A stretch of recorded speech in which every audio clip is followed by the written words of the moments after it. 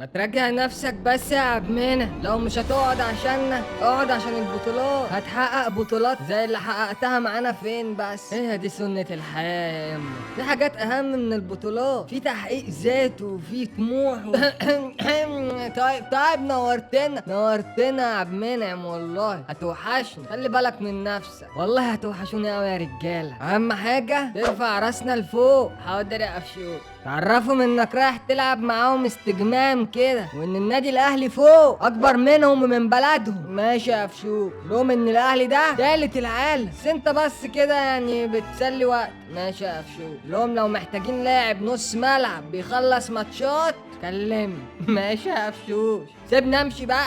في ظل ان احنا حققنا كل البطولات السنه دي يا كورو، عايزنا نجيب مين بقى؟ نعمل ايه في الفرقه؟ صفقات. انا عايزك تغير لي الفرقه دي كلها، خط دفاع، هجوم، عايزه دعم في كل مركز. ليه؟ ما احنا ماشيين كويس. لا هتقعد تتدلع وتقول لي اليوم هاخد شنطتي وامشي؟ انا باصص لقدام، عندي كاس عالم، اقل من 8 صفقات انا مش لاقي.